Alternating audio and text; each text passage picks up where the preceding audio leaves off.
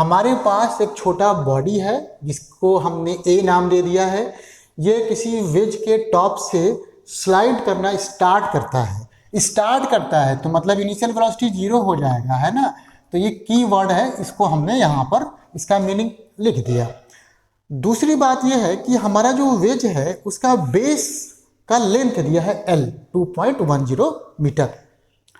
अगला इंफॉर्मेशन है the coefficient of friction between the body and the ways surface is K, और इसकी भी वैल्यू दे रखी है। चलिए यहाँ भी बिल्कुल सही बात। और हमसे पूछा जा रहा है at what value of angle alpha will the time of sliding be the list, what will it be equal to. मतलब ये है कि अल्फा की वो वैल्यू बताओ जिसके लिए हमारा ये बॉडी इसको स्लाइड करने में मिनिमम टाइम ले, और वो टाइम होगा कितना। तो देखो क्वेश्चन बहुत आसान है ना। क्वेश्चन बहुत आसान है, बट इसको प्रॉपर समझने के लिए दोबारा से हम पिक्चर बना दे रहे हैं। ये है देखिए अपना वेज, ये है वेज, और इसका angle of inclination to the horizontal है अल्फा। ये लेंथ है बेटा L, ये लेंथ है L, और अपना जो ब्लॉक था A यहाँ से स्लाइड करना स्टार्ट किया था। तो जब ये स्लाइड करना स्टार्ट करेगा, और अगर हमको स्लाइड करने में मिनिमम टाइम निकालना है, तो सबसे पहला हमारा काम ये होगा कि यहाँ से यहाँ तक आने में टाइम कितना निकला वो निकाल लिया जाए। उसके बाद हम उसको मैक्सिमाइज या मिनिमाइज जो भी करना है वो हम कर देंगे, ठीक है। तो पहली बात यह है कि इनिशियल वेलोसिटी तो देखो यहाँ पे 0 हो गया। दूसरी बात कि जैसे जैसे ये बॉडी इधर मूव करेगा तो सोचो कि इस पर कौन कौन से फोर्सेज लगेंगे। तो पहले हमने फोर्सेज देखना है। मान लो इसका मास है m, तो इस पर एक फोर्स लगेगा इधर mg, दूसरा ये सरफेस लगाएगा इस डायरेक्शन में, इसको बोलेंगे नॉर्मल फोर्स, ये अच्छी तरीके से जानते हो। और जब हमारा बॉडी वेज के इस प्लेन के अलोंग ऐसे स्लाइड करेगा तो इसका रिलेटिव मोशन डाउनवर्ड डायरेक्शन में हो गया, और उसको अप्रोच करने के लिए ये सरफेस इधर की तरफ एक फ्रिक्शन है ना लगा देगा। इतना फोर्स इस पे लग गया, ठीक है। अब देखिए अगर मैं इसका नाम दे दूं P, इस पॉइंट का नाम दे दूं P, इसका नाम दे दूं Q, इसका नाम दे दूं R, तो पहली बात कि PQ कितना हो जाएगा। PQ देखो हमको अल्फा दिया है, मान लो ये L दिया हुआ है, हमको ये निकालना है। तो बेसिकली PQR एक ट्रायंगल बन गया जो राइट एंगल ट्रायंगल है। तो अल्फा के सामने वाले को हम परपेंडिकुलर बोलते हैं, इसको बेस बोलते हैं, इसको हाइपोटेनस बोलते हैं। तो PQ हो गया हाइपोटेनस, हाइपोटेनस अपॉन आप बेस करो तो कितना हो जाएगा, हाइपोटेनस अपॉन बेस हो जाता है सेक अल्फा। तो इस तरीके से PQ जो है आपका RQ सेक अल्फा निकल गया। RQ कितना है, RQ है L, तो L सेक अल्फा ऐसे निकल गया, ये लेंथ, ठीक। अब मुझे इस डायरेक्शन में क्या निकालना है, एक्सेलरेशन निकालना है, ठीक है। तो उसके लिए देखो हम क्या करते हैं, हम मान लेते हैं कि इस डायरेक्शन में एक्सेलरेशन है A। अगर इस डायरेक्शन में एक्सेलरेशन A है तो हम लोग इक्वेशन ऑफ मोशन लिख सकते हैं। इक्वेशन ऑफ मोशन वो क्या होता है, हम PQ के डायरेक्शन में जितने भी फोर्स लग रहे हैं अपने बॉडी पर सबके कंपोनेंट निकालेंगे, उनको उनके साइन के साथ ऐड कर देंगे, और फिर जो एडिशन आया उसको m इंटू A से इक्वेट कर देंगे। तो देखो क्या क्या करते हैं हम। पहली बात बताओ कि इस डायरेक्शन में इस mg का जो कंपोनेंट है ना, वो कितना हो जाएगा, वो हो जाएगा mg sine alpha. Very good. इस n का कोई भी कंपोनेंट नहीं होगा क्योंकि ये 90 डिग्री पर है। तो इस डायरेक्शन में बेटा हमारा जो नेट फोर्स हो गया बॉडी पर वो हो गया mg sine alpha minus friction, and that must be equals to mass into acceleration. दूसरी बात देखिए, जब तक हमारे पास F नहीं आएगा तब तक तो A निकाल नहीं पाएंगे। तो F के लिए हम देखिए क्या करते हैं, इसी mg का एक कंपोनेंट आप इधर ले सकते हो। तो सोचो कि अगर ये अच्छा कैसे, देखिए यहाँ अल्फा था, इसको आप आगे बढ़ाओगे तो 90 हो जाएगा, ये 90 माइनस अल्फा, ये अल्फा हो जाएगा। तो इधर हो जाएगा, देखिए ये हो जाएगा आपका mg cos अल्फा। अब जरा अपने दिमाग पे जोर डालो और ये बताओ कि क्या ये बॉडी इस प्लेन के परपेंडिकुलर डायरेक्शन में मूव कर रहा है? बिल्कुल नहीं मूव कर रहा है। इसका मतलब ये हो गया कि नॉर्मल इस mg cos अल्फा को बैलेंस कर देगा। तो मैं यहाँ पे लिख दूँ, मैं यहाँ पे लिखूँ normal equals to mg cos alpha, और f इक्वल्स टू तो k इंटू एन होता ही है। तो अगर मैं इन तीनों रिलेशंस को एक साथ यूज करूँगा तो मेरा हो जाएगा mg साइन अल्फा और माइनस के mg cos alpha equals to a से आप इसको डिवाइड कर दो तो a इक्वल्स सॉरी मतलब m से डिवाइड कर दो तो a इक्वल्स टू हो जाएगा आपका g साइन अल्फा माइनस के cos अल्फा। देखो हालांकि हमने इसको अभी यहाँ पे डेराइव किया है, लेकिन आप में से बहुत सारे बच्चे ऐसे होंगे जो इस को फार्मूले के रूप में यूज करते होंगे और ना उन्होंने इसको याद कर लिया होगा, और वो अच्छी बात है। अगर आप याद कर लें तो ज़्यादा अच्छा है ये, ठीक। तो ये निकल गया मेरा एक्सेलरेशन, ये मुझे निकल गया डिस्टेंस, इनिशियल वेलोसिटी पता है, एक्सेलरेशन देखिए एक पर्टिकुलर गिवन अल्फा के लिए एक्सेलरेशन कांस्टेंट है। तो भैया यहाँ से यहाँ तक आने में कितना समय लगेगा वो निकालने के लिए मैं एक फार्मूला यूज करता हूँ, वो है x equals to u t plus half a t square. तो x मतलब डिस्प्लेसमेंट, तो डिस्प्लेसमेंट बेटा कितना है, वो आपका है एल सेक अल्फा, और u तो आपका 0 था, बहुत अच्छा। हाफ a कितना था अभी निकाला है आपने निकाला है साइन अल्फा माइनस के कॉस अल्फा इंटू जी, बाकी टी स्क्वायर हो गया। तो यहाँ से आपका जो टी आया वो आ गया under root 2l sec alpha upon g bracket में साइन अल्फा माइनस के कॉस अल्फा। अब एक और थोड़ा सा है ना, एक स्टेप आगे बढ़ो, और सेक अल्फा को 1/cos अल्फा कर दो तो तुम्हारा आ जाएगा 2l अपॉन जी, और ये cos अल्फा अंदर चला जाएगा, ये हो जाएगा sine alpha cos alpha minus के cos स्क्वायर अल्फा।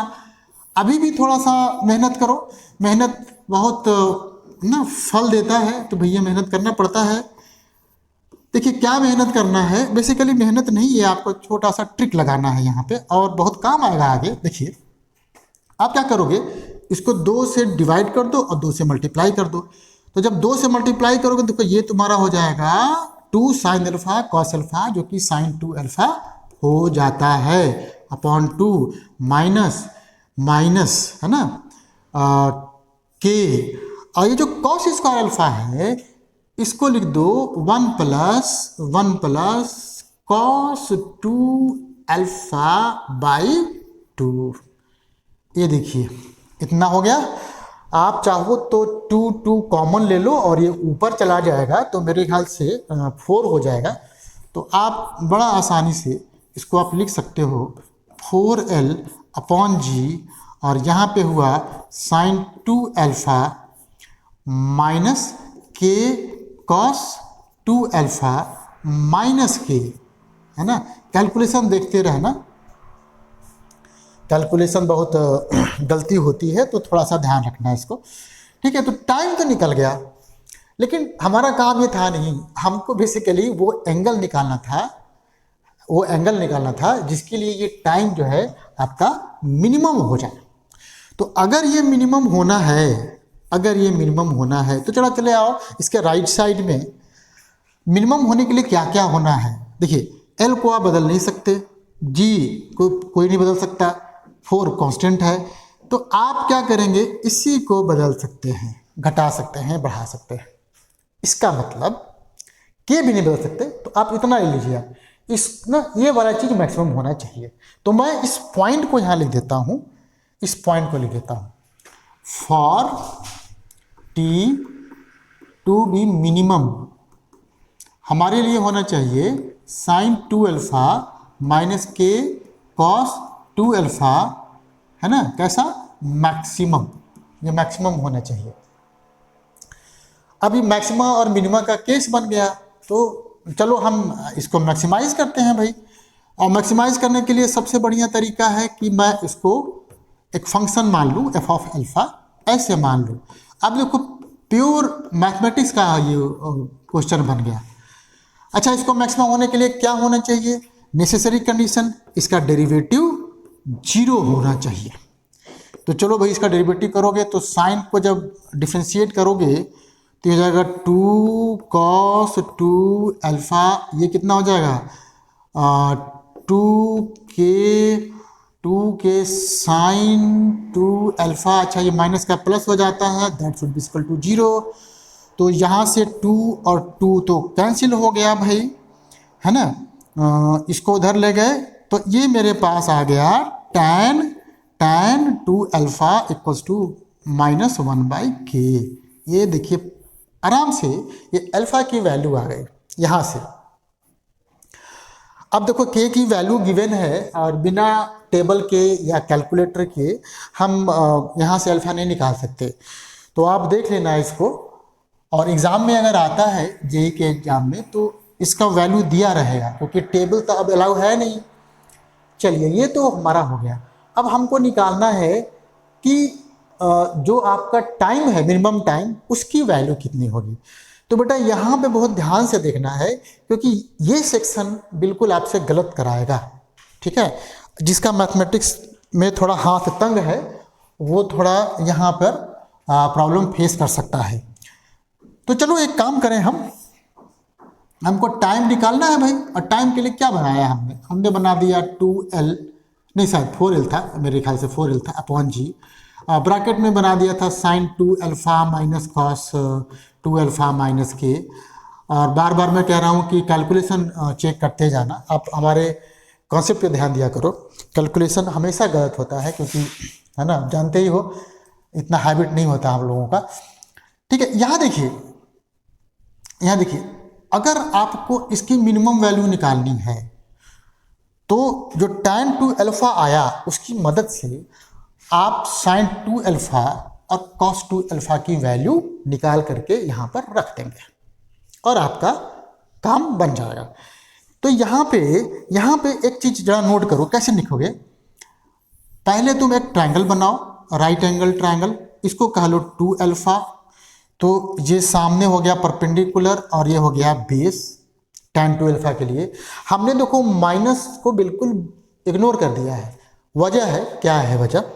क्योंकि लेंथ को हम माइनस में नहीं ले सकते, तो हमने माइनस को इग्नोर कर दिया और उस हिसाब से 1 + k² ये अंडर रूट इतना तो आ गया। अब आप आराम से कह सकते हैं कि sin 2 अल्फा जो हो गया वो 1 मतलब परपेंडिकुलर अपॉन हाइपोटेन्यूज, तो ये 1 + k² हो गया।